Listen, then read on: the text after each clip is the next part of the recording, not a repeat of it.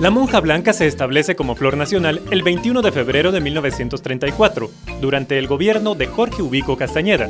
Su nombre científico es Lycaste virginalis. La monja blanca forma parte de las más de 35.000 especies de orquídeas que existen en el país.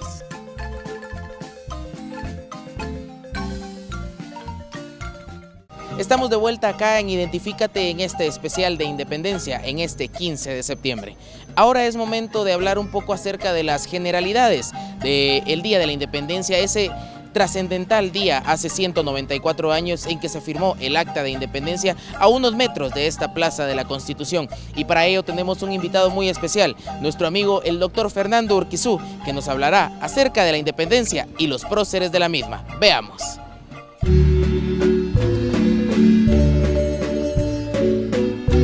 Vamos el día de hoy a desglosar o analizar algunos elementos previos a lo que fue la declaración de la independencia de Guatemala, pero no desde el punto de vista de la historia liberal propiamente dicho, sino que vamos a hacer un breve análisis formal o un ejercicio de carácter historiográfico basado en documentos y en hechos reales. Entonces, en eso tenemos que retomar la Guatemala del siglo XVIII, cuando comienzan a expandirse las ideas del liberalismo en el mundo. Estas aparecen en Francia y son una serie de ideas y conjeturas que se dan en torno de el no a la monarquía, ¿ya? Una monarquía que va a ser acusada de corrupta, una monarquía que va a ser acusada de egocentrista y una monarquía que va a ser cuestionada si es o no representativa de lo que es un poder del pueblo y para el pueblo mismo. Entonces, en ese sentido, eso es paralelo en el Reino de Guatemala a cambios que se dan en la administración de los bienes del antiguo reino, todos los reinos españoles y que impactan muy severamente al Reino de Guatemala. Y eso es, por ejemplo, la creación de las intendencias, le restan poder a la iglesia. Otro de los grandes factores que se dan es se suben los impuestos. Entonces, todo esto crea un descontento en los distintos niveles de la sociedad, pero hay otro mucho más, al que se suma otro elemento muy fuerte, que son las guerras que va a sostener España, digamos, como nación, contra Inglaterra, que era su competidora, podríamos decir, a nivel de los reinos de ultramar, de extracción de bienes y riquezas, y posteriormente, ya a finales del siglo XVIII, una guerra que se va a un distanciamiento que se tiene con Francia. Ya a principios del siglo XIX, Francia invade la península ibérica, se depone al rey de España por parte de Napoleón, quien nombra regente de España a José Bonaparte. Entonces eso crea un malestar, porque imagínense que llega un momento en el que se preguntarán los antiguos habitantes del reino, y si está invadido España, si el rey de España no es el rey, sino que se pone un regente francés, ¿en realidad somos franceses o somos españoles? Porque ahí hay un vacío de poder muy grande.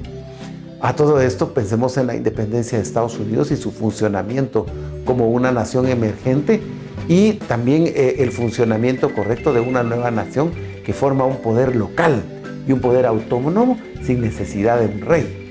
Entonces esto crea un sentido, un ideario, podríamos decir, muy fuerte en torno a lo que sí es válido o no es válido el poder monárquico.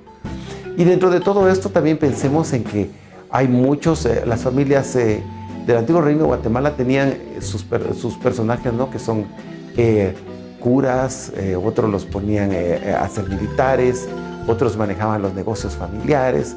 Entonces la familia, por decirles, del antiguo reino de Guatemala, va a ser una familia de corte feudal, de corte patriarcal, pero que en un momento determinado, por el crecimiento que tienen estas mismas familias, se ven en la necesidad de irse. Los que ya no alcanzan herencia, pues se van a las tierras remotas de El Salvador, de Honduras, para fundar nuevas empresas, ¿no? Entonces van a tener ahí, van a dedicarse al cultivo de productos no tradicionales, como puede ser la caña de azúcar, como puede ser el tabaco.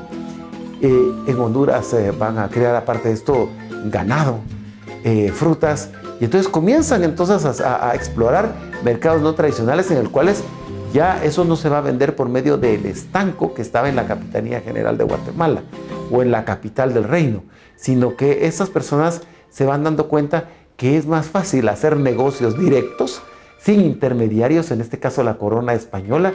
Entonces comienza a haber contrabando.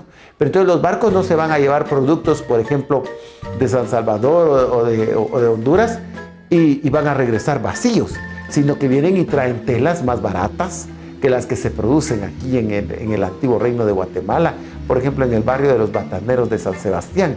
Entonces es mucho más barata por ejemplo las manufacturas francesas e inglesas que van a traer en ese momento el algodón que se hacía en máquinas. Entonces los lienzos van a ser mucho más baratos y de mejor calidad. Entonces todo eso va a crear una crisis realmente interesante, y aparte de eso, pues estos otros problemas que acarrea, por ejemplo, esa guerra con Francia, que hace que muchos de los, por ejemplo, militares especialmente y curas vengan huyendo acá, pero como gozan de grados, por ejemplo, en el caso de los curas de grados doctorales, de grados de catedráticos, profesores, entonces ellos van a querer abarcar, digamos, las cátedras de los colegios mayores y van a querer abarcar las cátedras de la Universidad de San Carlos. Entonces ellos vienen y desplazan a los catedráticos que habían del antiguo reino de Guatemala. Y uno de ellos va a ser Fray Matías de Córdoba, curiosamente, que se va a Chiapas, y ya en Chiapas él se da cuenta que le tiene más cuenta adherirse, por ejemplo, a Hidalgo y a los curas dominicos que están a favor de la independencia, que aliarse con curas conservadores que lo están desplazando o que lo habían desplazado de la capital del reino. Entonces, ojo, ahí nos podemos explicar, por ejemplo, ya un proceso de independencia hecho en el cual Chiapas va a agarrar un lugar que va a declarar la independencia antes que Guatemala. Entonces, pero eso nos explica ese movimiento, ¿no?, de ideas y ese luchar por un lugar dentro de la sociedad.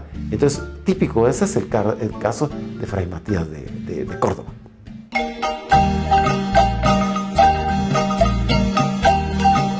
Es importante conocer, Luis, todos los pormenores que conllevaron a la independencia de nuestro país, y muy importante siempre el doctor Fernando Urquizú llenándonos de conocimiento con fechas exactas. Sí, así es, la verdad que todo el conocimiento que tiene nuestro buen amigo, el doctor Fernando Urquizú, como bien lo mencionas, que nos ha acompañado en cada uno de este caminar, ya por un año de Identifícate, y es importante, si bien es cierto, a los niños, a los adolescentes se los enseñan en los colegios, nosotros, como lo revivimos durante el mes de septiembre en medios impresos, en la televisión, en la radio, pero es bueno que sepamos un poco de dónde venimos, por qué se firmó nuestra independencia y sobre todo por qué somos un país libre, soberano e independiente, Will. Claro, Luis, y también es importante conocer, amigos, a todos los personajes que forman parte de la historia de nuestro país. Y de todos es sabido que tenemos un héroe nacional. Estamos hablando de Tecún Umán, este guerrero quiché que peleó por nuestra tierra cuando se realizó la conquista de los españoles, y justamente se encuentra erigido un hermoso monumento altísimo en el Boulevard Liberación. Y para nuestro siguiente segmento vamos a conocer la historia de este guerrero guatemalteco, nuestro héroe nacional, Tecún Umán.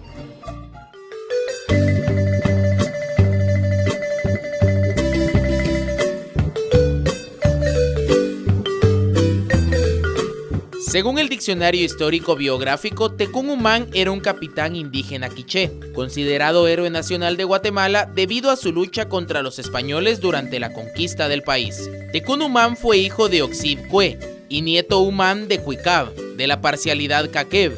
Después de la muerte de Cuicab y el ascenso al poder de Oxib Cue, Tecún sucedió a su padre en el puesto de Nimá, Rajob Achí, gran capitán. Antes de la llegada de los españoles, comandaba fuerzas militares quichés, acantonados en Tzicbachaj, Totonicapán, sitio estratégico situado a unos 3 kilómetros al suroeste de Chuimequená. Al conocerse en Gumarcaj la noticia de la inminente llegada del ejército español, fue llamado para que preparara la defensa militar del reino quiché. 7 días duraron las celebraciones con cantos, bebidas y danzas, al son de flautas y atabales, toques de conchas o teponastes, en los que en medio de sahumerios de pom se invistió a Tecún Umán con las insignias del más alto rango militar. Para ello se pintó su cuerpo de negro y amarillo, se adornaron sus brazos y piernas con plumas verdes, se le colocaron espejuelos en el pecho, frente y espalda y una corona en la cabeza. Además, se le paseó ritualmente en andas por todas y cada una de las plazas. Tecún iba cargado por los grandes y nobles del reino quiché. El 20 de febrero de 1524, según el memorial de Sololá, se realizó un nuevo combate en el valle de Pachaj o el Pinar Quetzaltenango, entre Cerro Quemado y el Siete Orejas. Probablemente en dicho encuentro armado murió Tecún Umán.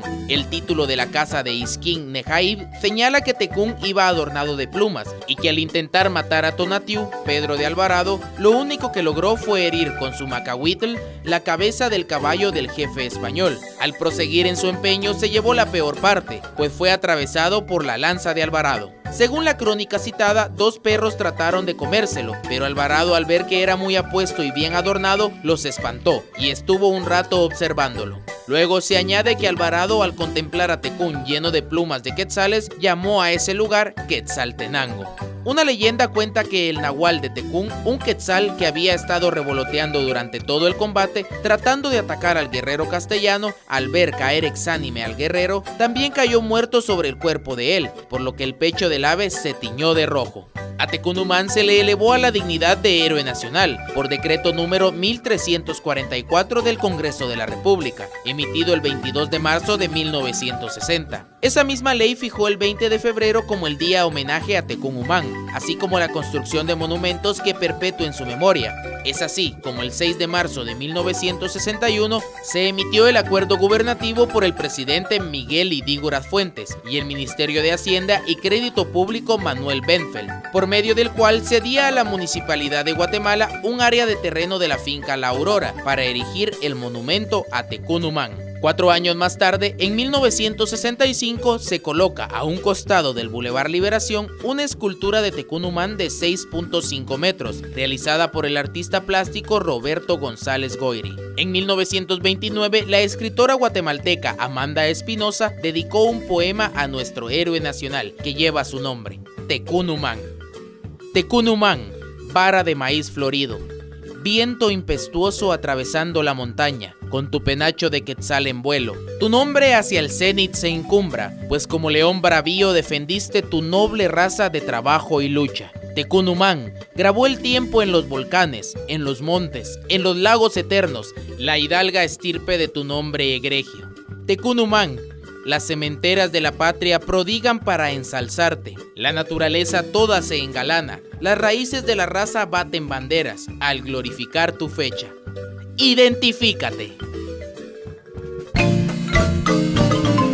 La marimba es un instrumento musical idiófono compuesto básicamente de una serie de tablillas de madera dura, suspendidas en sus nodos de vibración con sendos resonadores dispuestos sobre una estructura también de madera con 4 patas. Es considerado símbolo patrio de Guatemala según el decreto 3199 del artículo 171 de la Constitución Política de la República de Guatemala, aprobado en 1999.